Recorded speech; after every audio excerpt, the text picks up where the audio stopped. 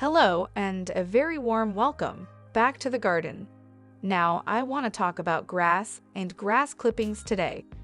I think that it is perhaps one of the most important resources that all gardeners need to take more seriously.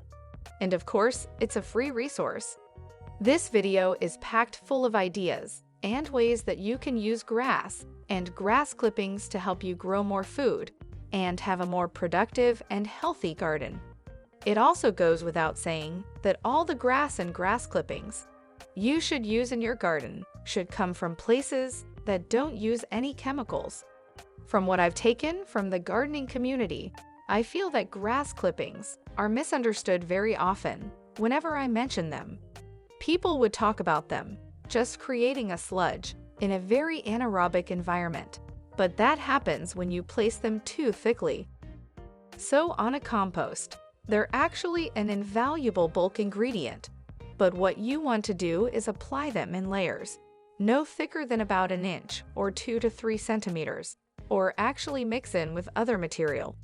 You're not going to get the sludge, and you're going to get all the nutrients and benefits from the grass. Now, I honestly feel that you can actually make a really good compost by in volume going 50-50, shredded up cardboard and grass clippings. And if you turn it on a daily basis, you should get compost in around 2 months. And it's just a really simple free way of creating a bulking compost for your beds. Also check out our outdoor tumbling composter, which will help you out in your gardening journey. Link is given in the description, do check out. Grass clipping is usually seen as a nitrogen-rich compost material, also known as a green material, and things like cardboards are carbon-rich materials. Spread out a tarpaulin or even some cardboard, and then loosely sprinkle grass clippings over there. Flip them over once or twice a day. It's quite labor-intensive, but you can actually make it if you've got a big enough area. A lot of brown material, which I usually actually find the hardest to get a variety of, but then suddenly you've got, using grass clippings, a brown material for your compost bin. Next up, we're gonna explore the multiple mulch options of using grass in the garden. The 2 core benefits that you can get from mulching with grass clippings in particular is weed suppression and moisture retention, and then of course, it's gonna add organic matter to the soil. But if slugs aren't a worry or aren't an issue for you, you can mulch your plants. Now, if slugs are a concern, you can still mulch with grass clippings. But what you want to do is just barely cover the surface. So aim for a mulch of just under a centimeter or just under half an inch. And yes, it's not going to suppress as many weeds, but it's still really going to help to create a nice layer of insulation for me. I'm not so worried about slugs. So what I like to do with grass clippings is create the thicker inch layer to put around my plants. And usually it's easier to do when the plants are smaller rather than having to rummage in and around. But this is just such a great way of eliminating any kind of weed issues, keeping in a lot of water. And then when it breaks down, it's gonna provide organic material to the soil. And that turns into soil organic matter, and a single molecule of soil organic matter holds onto 4 molecules of water. So this is going to also help improve the long-term water retention of the soil itself. So another really cool thing about using grass as a mulch is that it actually makes watering a lot more efficient and effective. So the issue with just having soil or compost is that if it's quite dry, what can happen is that rain falls and then it actually runs off rather than going deep into where the roots are. So what the mulch actually does is that it actually captures the rainwater and slows down the process and allows it to then gently go down into the roots. So instead of if you have sunny, a lot of water and it runs off, what happens is that the mulch allows it to go down and stay down. You don't just have to stick with grass clippings from mulching. I've just been chopping down some of the longer grass with some shears, and this stuff is great actually from mulching around your perennials. Not for what I think is actually the most exciting potential that grass can bring to a garden and for growing food. And what it involves is creating a JDAM organic farming amendment called JDAM liquid fertilizer, or JLF for short. But the founder of JDAM, Mr. Youngsang Cho, in his book, he mentions how grass and crop residues make fantastic liquid fertilizers.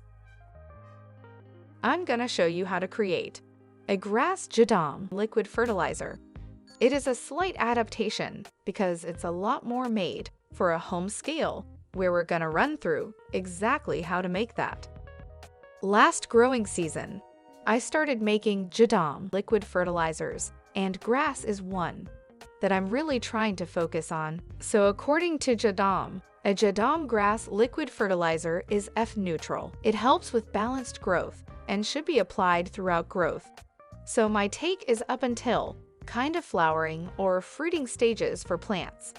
Obviously, it's gonna contain a lot of nitrogen being grass, but also contain a respectable amount of potassium, phosphorus, and also some calcium.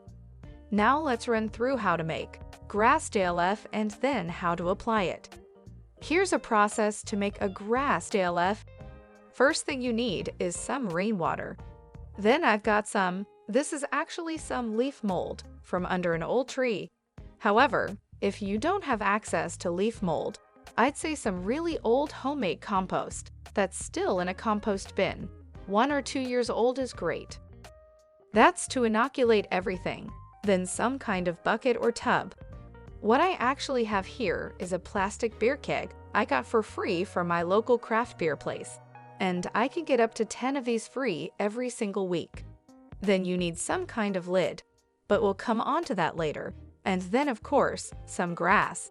This is some grass that I actually scythed down. This is nice and fresh grass, and then this is what goes in. So the first stage is to actually fill this with grass nearly to the top. And I'm just pushing down as I put in the grass, just to make sure that I can get quite a bit in. So you don't need to press down too much.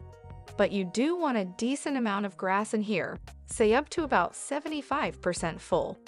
And as I'm doing it, as I push down, I'm also lifting up this compost bag, because we need a bit of overhang on the top.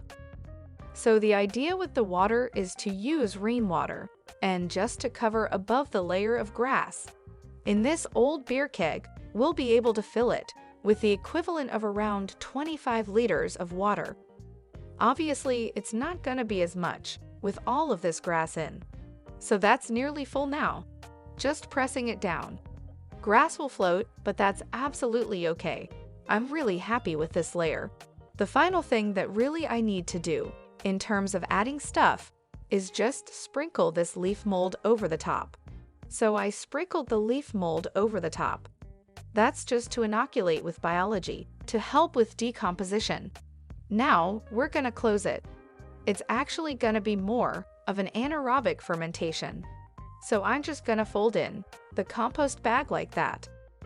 Now the compost bag isn't gonna hold onto water, but that's okay because that's what the roll of this keg is for. And then I place this bit of wood over the top just to stop it unfurling, and that is the simple process of starting off a grass JLF. So 2 weeks after you've created your first batch of grass JLF, you can start using it.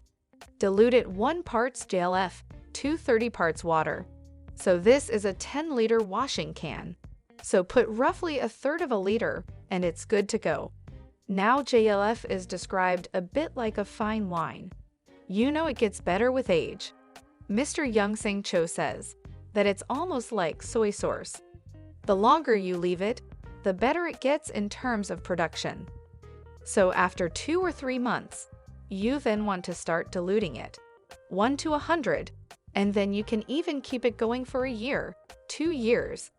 That's when you start diluting it 3 to 400 to 1. It just gets stronger and stronger with age. But another thing just to bear mind is as you are removing water, keep all of the solids in. So guys, that was our today's video. We hope you liked the video. We will recommend you to watch our next video about how you can grow lemongrass at home. Please subscribe to our channel and press the bell icon so that you don't miss an update. Thank you.